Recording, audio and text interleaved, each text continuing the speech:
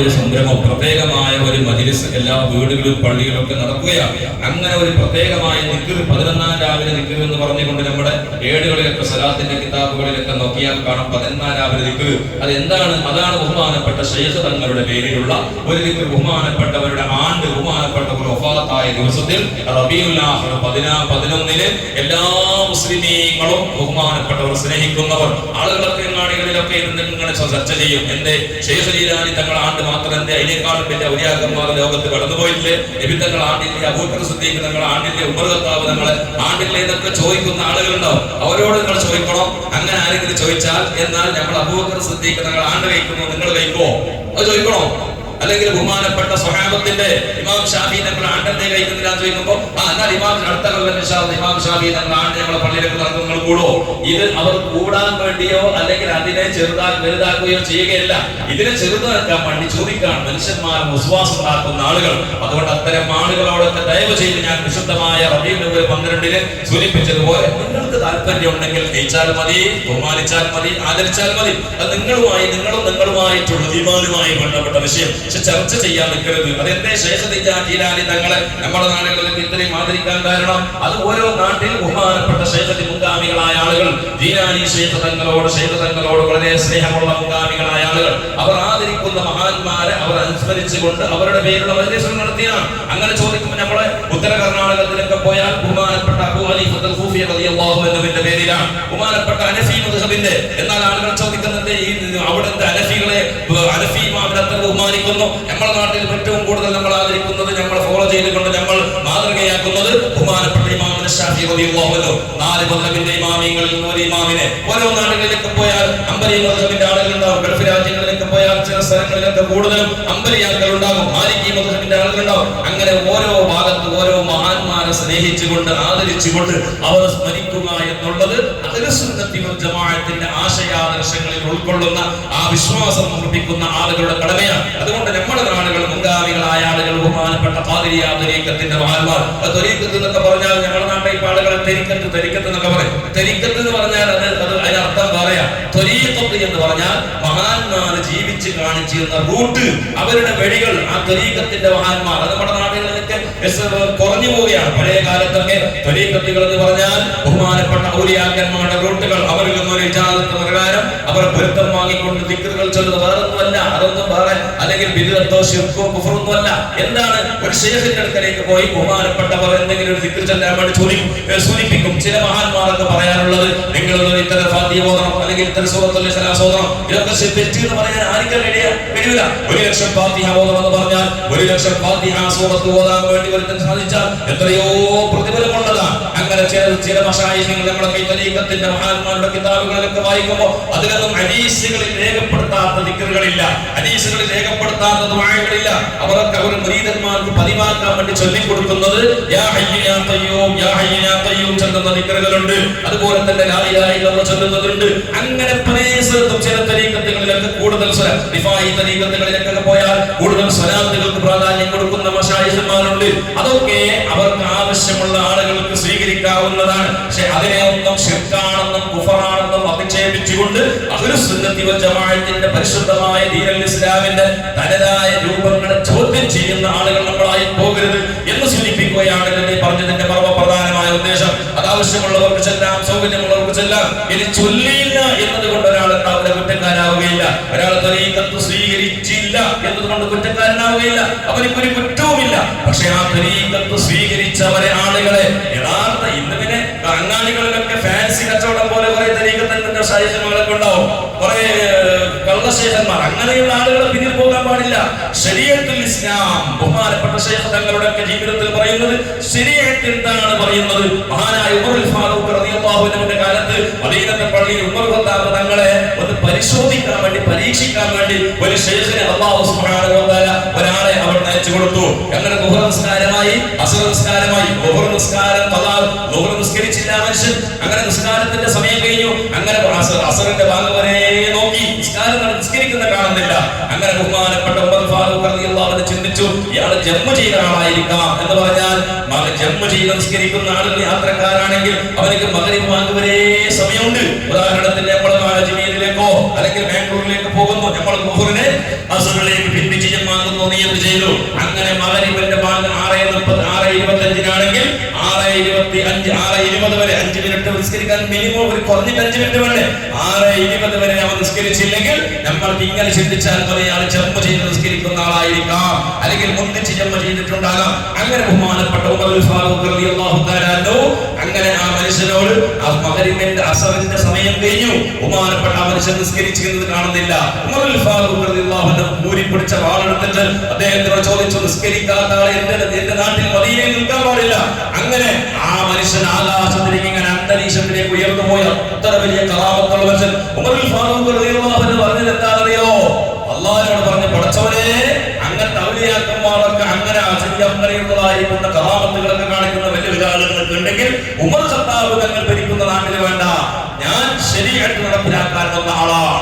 എന്റെ നിയമം ഞാൻ എന്നോട് ഹബീബായ നബി തങ്ങൾ ഏൽപ്പിച്ചത് പരിശുദ്ധമായ ദീനുൽ ഇസ്ലാമിന്റെ ശരീഅത്ത് ഏൽപ്പിക്കാനാണ്.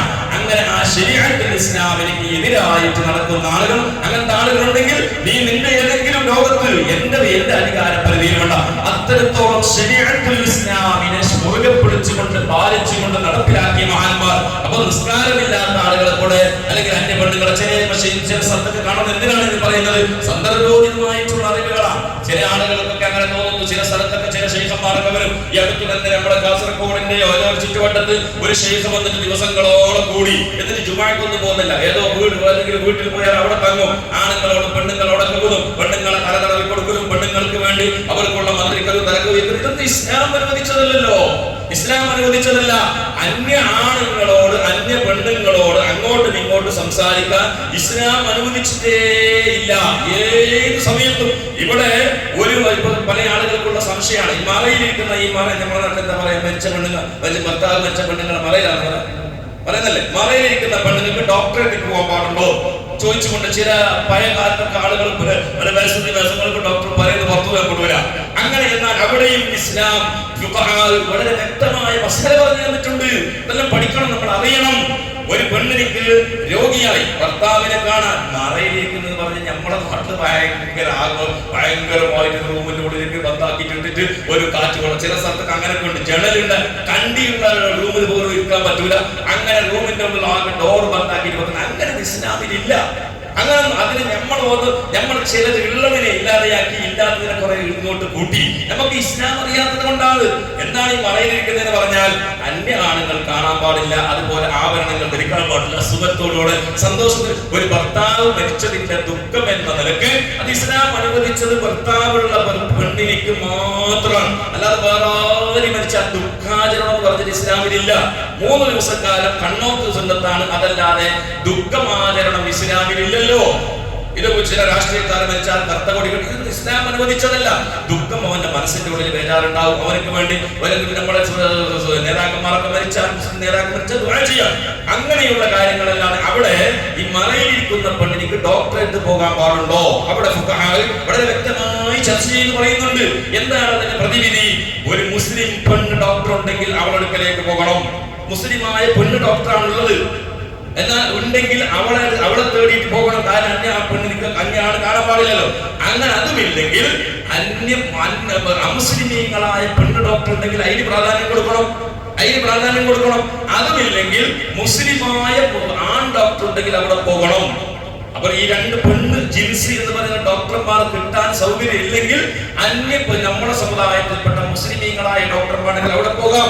ഇനി അതുമില്ലെങ്കിൽ അമുസ്ലിമായ ആണുങ്ങളുടെ അടുക്കലേക്ക് പോകാൻ, പകരം ചികിത്സിക്കാൻ പാടില്ല.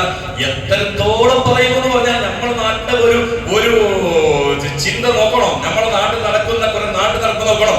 ഒരു പെണ്ണ് ഭർത്താവ് മരിച്ചിട്ട് 4 മാസക്കാലം 4 മാസം 10 ദിവസം വരെ ഇട്ടിരിക്കണ്ടേ? ആ ഇട്ടിരിക്കുന്ന സമയത്ത് ചെലവിന് കൊടുക്കാൻ എന്തില്ല, ആരുമില്ല.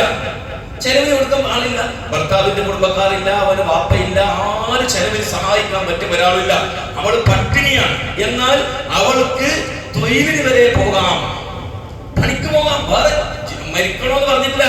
എനിക്ക് ഇസ്ലാം വളരെ ശാസ്ത്രീയമാണ്. മുഅ്മിനീങ്ങളെ, നമ്മൾ ഇതൊന്നും അറിയാത്തത് കൊണ്ടാണ് ഇസ്ലാമിനെ സ്ട്രോങ് ആയി നമ്മൾ കാണുന്നത്. അവൾക്ക് ചെലവിന്റെ വഴിയൊന്നും ഇല്ലെങ്കിൽ, അവൾക്ക് വേറെ ഏതെങ്കിലും കഴിയുന്നത് അവർ ഔറത്തുകളൊക്കെ മറച്ചുകൊണ്ട് കാണുന്ന അവർ ജാഗ്രതയോടുകൂടെ പണിയെടുക്കാൻ വേണ്ടി പോയി അധ്വാനിച്ചുകൊണ്ട് ശമ്പളത്തിലൂടെ ജീവിക്കാം. ഇത്തരത്തോളം ഇളവ് ഇസ്ലാം നൽകുന്നുണ്ട്. അപ്പൊ അത്തരം കാര്യങ്ങളൊക്കെ നമ്മൾ ശ്രദ്ധിക്കണം. അപ്പൊ തരീഖത്തിന്റെ മശായിഖുകൾ എന്ന് പറഞ്ഞാൽ ആ തരീഖത്ത് ശരീഅത്തുൽ ഇസ്ലാമിന്റെ ഉള്ളിലായിരിക്കണം. അതിനിടയിൽ ഒരു കാര്യം ഞാൻ സൂചിപ്പിക്കുകയാണ്. ഇവിടെ ഈ മരണവുമായി ബന്ധപ്പെട്ട കാര്യങ്ങൾ പറയുമ്പോൾ ഈ മരിച്ചിട്ടാണ് അധിക സ്ഥലത്തും മരിച്ച വീട്ടിലേക്ക് ആളുകൾ പോകുന്നത് എന്നൊക്കെ. നമ്മുടെ നാട്ടിൽ തന്നെ ചില സമയത്തൊക്കെ മരിച്ച മയ്യത്തിന്റെ കൂടെ തീരെ ആളുണ്ടാകാറില്ല.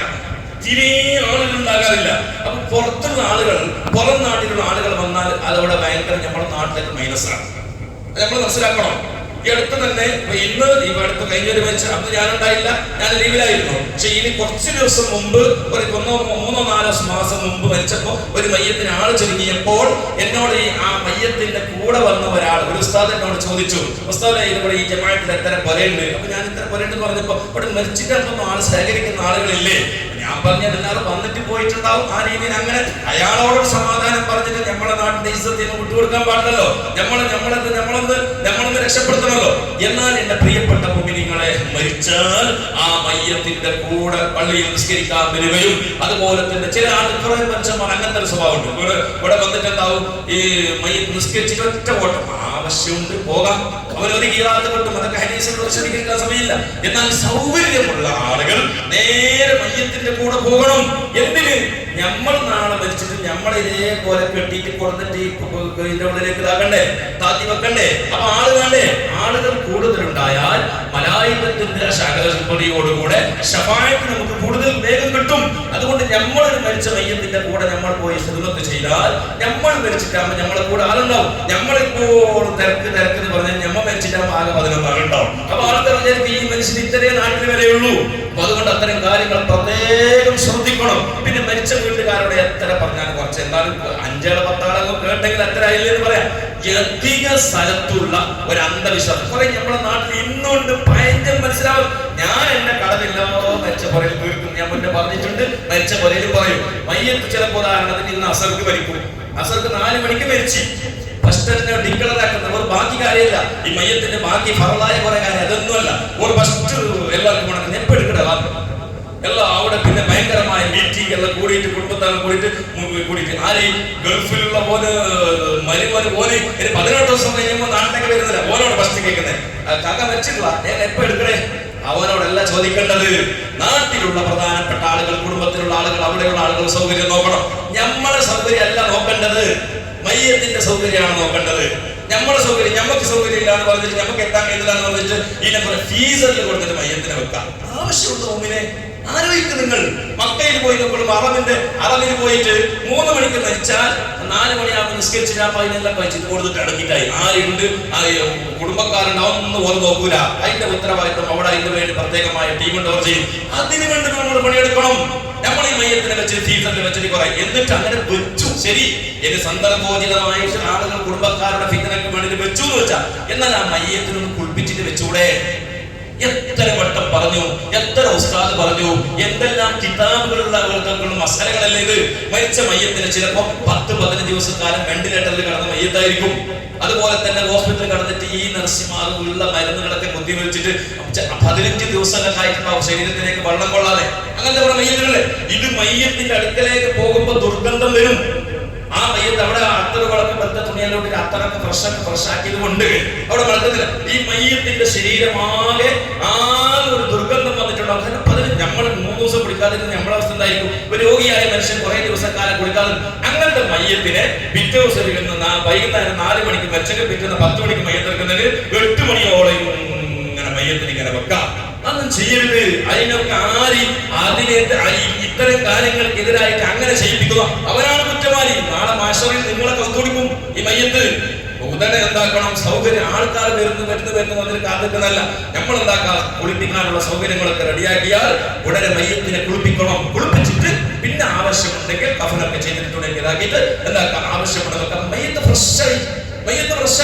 പിന്നെ നിങ്ങൾക്ക് ആൾക്കാർക്ക് ശ്രദ്ധ അങ്ങനെ കുളിപ്പിച്ചിട്ട് വെച്ചിട്ട് നോക്കുമ്പോ കാലത്ത് നോക്കുന്നുണ്ടായി പിന്തുവാരത്തിലോ കാഷ്ടത്തിലോ നയസ് വന്നിട്ടുണ്ട്. സുറുന്ന് കുളിപ്പിക്കണ്ട ഉസ്താദേ, സുറുന്ന് കുളിപ്പിക്കണ്ട, അതിനെ കഴുകിയിട്ട് ശുദ്ധിയാക്കിയാൽ മതി. അതിന് പിന്നെ സുറുന്ന് കുളിപ്പിക്കേണ്ട ആവശ്യം. അതൊക്കെ പ്രത്യേകം ശ്രദ്ധിക്കണം. മരിക്കണം നമ്മൾ നമ്മളെ മക്കളോട് വസിയത്ത് ചെയ്തിട്ടെങ്കിലും വെക്കണം. ഇല്ലെങ്കിൽ നമ്മുടെ നാട്ടുകാർ നമ്മൾ ചെയ്യും, അങ്ങനെ ചെയ്യാൻ പറ്റില്ല.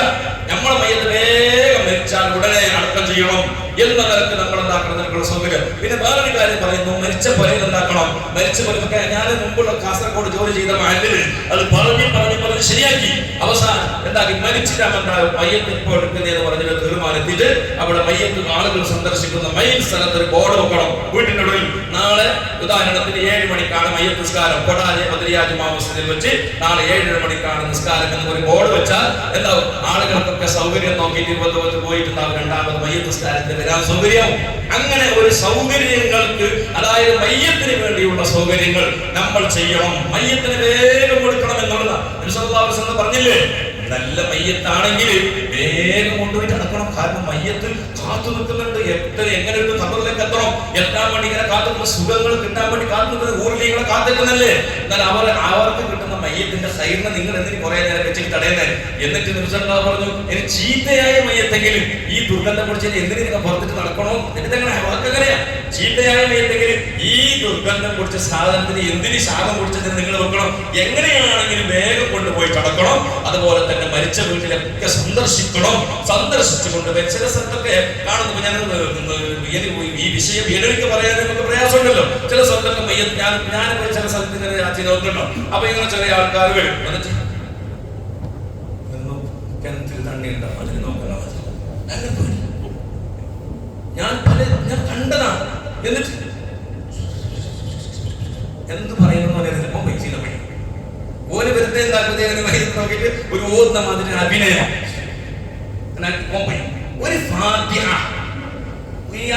സമയമില്ലെന്ന് വെച്ചോ, ഒരു ഫാത്തിഹ, ഒരു എന്നിട്ട് വേറൊന്നും നിങ്ങൾക്ക് വരക്കാൻ അറിയുന്നില്ല. എന്തിനു നിങ്ങൾ പോയില്ലെങ്കിൽ എങ്ങനെ മക്കൾ കണ്ടെങ്കിൽ നാളെ പറയലേ, പക്ഷെ മരിച്ചിട്ടാകുമ്പോ വന്നിട്ടാന്ന് പറയലേ, ഇനി പോണ്ട. അല്ലെങ്കിൽ നാളെ മറ്റേ യാസീനെ വിളിച്ചിട്ട് പാർട്ടിയൊക്കെ വിളിച്ചിട്ട് മരിച്ചിട്ടാകുമ്പോ പോകാത്ത ഞാൻ പാർട്ടിയൊക്കെ എങ്ങനെ പോയിട്ട് ചോദിക്കുന്നത്? ഈ നീയത്തിനും പോണ്ട. എന്തിനാ പോണ്ടത്? സുന്നത്താക്കിയത് എന്തിന്? രണ്ട് കാര്യം ഘോരമായി 2 കാര്യം. ഒന്ന് എന്താണ്? ഒന്ന് മയ്യത്തിന് വേണ്ടി, മഗ്ഫിറത്തിന് വേണ്ടി പ്രാർത്ഥിക്കും. രണ്ടാമത്തെ കാര്യം എന്തെന്നറിയോ? അറിയേണ്ട വിഷയമാണ് ഇതൊക്കെ. നമ്മുടെ ജീവിതത്തിൽ അറിയണം. എത്ര മരിച്ചിലേക്ക് ഞാൻ പോയി, എത്ര മരിച്ചവരൊക്കെ ഞാൻ പോയി. രണ്ടാമത്തെ കാര്യം, ആ മരിച്ച മയ്യത്തിന്റെ കുടുംബക്കാർക്ക്, മക്കൾക്ക് വേണ്ടി തഅസിയത്ത് ചൊല്ലണം. എന്താ തഅസിയത്ത്? അഅദല്ലാഹു അജ്റക വഅഹ്സന അസാക വഗഫറ ലിമയ്യിതിക. അത് ചൊല്ലണം. ഞങ്ങൾക്ക് ഉസ്താദന്മാരെ ചെന്നല്ല, ഞങ്ങൾക്ക് 60 കൊല്ലായി, 45 കൊല്ലായി, 10ാം ക്ലാസ് മദ്രസ പഠിച്ചു. എന്നിട്ട് ആകെ 3 വാക്ക് അഅദല്ലാഹു അജ്റക വഅഹ്സന അസാക വഗഫറ. ഇത് ചൊല്ലാൻ അറിയുന്നില്ലെങ്കിൽ നമ്മൾ എന്ത് നബിന്റെ ഉമ്മത്തി, ഏത് നബിന്റെ സുന്നത്താണ് നമ്മൾ മക്കൾ പഠിക്കുന്നത്? അറിയണ്ടേ മുഅ്മിനീങ്ങളെ? നമ്മൾ ഇതൊക്കെ നമ്മൾ പഠിക്കണം. ഇല്ലെങ്കിൽ എഴുതി വെച്ചിട്ട് പഠിക്കണം. എന്നിട്ട് ആ മരിച്ച വീടുകളിൽ, മരണ വീടുകളിൽ സൗകര്യങ്ങളൊക്കെ ഇല്ലെങ്കിൽ അവിടെ സൗകര്യം ചെയ്തു കൊടുക്കണം. അവിടെ അതുപോലെ മയ്യത്തിന് വേണ്ടി വേഗം കുളിപ്പിക്കാനുള്ള സൗകര്യം ഉണ്ടാക്കണം. ഇത്തരം കാര്യങ്ങളൊക്കെ ശ്രദ്ധിക്കണമെന്ന് വളരെ സ്നേഹപൂർവ്വം ബഹുമാനപ്പെട്ട എന്നൊരു അവസരം, ഞാനുള്ള കാലത്തോട് ഇനി പറയിപ്പിക്കാൻ അവസരം ഉണ്ടാകരുത്. എന്നൊക്കെ പറയുന്നത് പറഞ്ഞതിന്റെ അവസ്ഥ പിന്നെ പറയുന്ന വീടിന്റെ തീർന്ന് പറയുന്ന ആൾക്കാരുണ്ടോ? ഇയാൾ പറഞ്ഞതിനെ പിന്നെ പറഞ്ഞുകൊണ്ടിരിക്കുന്നത് ആരാ പറയിപ്പിച്ചത്? ഒരിക്കൽ പറഞ്ഞാൽ ശരിയായി ഇങ്ങനെ പറയോ? ഒരിക്കൽ പറഞ്ഞിട്ട് മോൻ ശരിയായി അടുത്തിന് പറയോ? അത് പറയുന്നത് എന്തുകൊണ്ട്? നമ്മൾ അതേപോലെ തന്നെ, അതേ രീതിയിൽ നമ്മൾ പഴയ പോലെ തന്നെ പണ്ടും പഠിച്ചതുപോലെ തന്നെ നമ്മൾ ആക്കുന്നത് കൊണ്ടല്ലേ. അതുകൊണ്ട് ഇത്തരം കാര്യങ്ങളൊക്കെ ശ്രദ്ധിക്കണമെന്ന് വളരെ സ്നേഹപൂർവ്വം ഓർമ്മപ്പെടുത്തി മഹാനായ ശൈഖ് തങ്ങളുടെ പേരുള്ള മജ്‌ലിസിലേക്ക് വരണം. മഹാനായ കണ്ണിയത്ത് ഉസ്താദ് ശംസുൽ ഉലമ, ഒരുപാട് മഹത്തുക്കളായ ഉസ്താദുമാർ മശായിഖുകൾ മരിച്ചുപോയ മാസമാണ് റബീഉൽ ആഖിർ. അത്തരം മഹാന്മാരുടെ പേരുള്ള ഫാത്തിഹകളൊക്കെ ഓതി അവരുടെ ബറക്കത്തുകളൊക്കെ കരസ്ഥമാക്കി ജീവിതത്തിൽ മഹാന്മാരെ സ്നേഹിച്ചുകൊണ്ട് അഹ്ലുസ് സുന്നത്തി വൽ ജമാഅത്തിന്റെ അഹ്ലുകാരായി ജീവിച്ചു മരിക്കാൻ ശ്രമിക്കണമെന്ന് എന്റെ നഫ്സിനോടും നിങ്ങളോട് ഞാൻ ഓർമ്മപ്പെടുത്തി 2 വാക്കുകൾ അവസാനിപ്പിക്കുന്നു. റഹ്മാൻ റഹീമായ രാജാതിരാജാവായ റബ്ബ് സുബ്ഹാനഹു വ തആല പറഞ്ഞതും കേട്ടതും നീ കബൂലാക്കണം റഹ്മാനെ.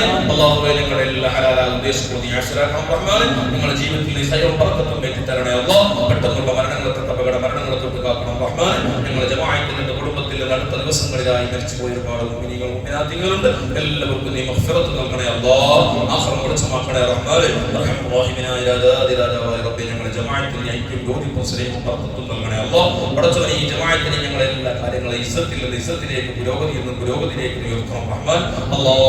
പടച്ചവനെ ഞങ്ങൾ ഓതിയത് ഞങ്ങൾ ചൊല്ലിയത് പറഞ്ഞത് ഈ ജുമുഅ ദിവസം ചെയ്ത ഓരോ നന്മയുടെ മിസ്ലു സവാബ് ഞങ്ങളുടെ കുടുംബത്തിൽ മരിച്ചുപോയ മുഅ്മിനീങ്ങൾ മുഅ്മിനാത്തുകൾ ഞങ്ങളെ കാത്തു നിൽക്കുന്ന മാതാപിതാക്കൾ വേണ്ടപ്പെട്ടവർ ജ്യേഷ്ഠന്മാർ അനുജന്മാരുണ്ട് ഞങ്ങളുടെ മശായിഖുകൾ ഞങ്ങൾക്ക് സഹായിച്ച ദൈവവും മുഅ്മിനീങ്ങൾ പല നാട്ടിലും പല ഖബർസ്ഥാനുകളിൽ മരിച്ചു കിടക്കുന്നു.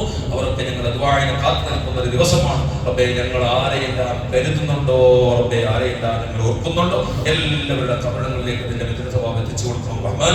അവരെ ഞങ്ങളുടെ ജന്നത്തുൽ ഫിർദൗസിൽ എത്തിച്ചു കൊടുക്കണം അല്ലാഹ്. ബിഹഖ് സയ്യിദനാ മുഹമ്മദ് സ്വല്ലല്ലാഹു അലൈഹി വസല്ലം. അല്ലാഹുമ്മ സ്വല്ലി അലാ നബിയിൽ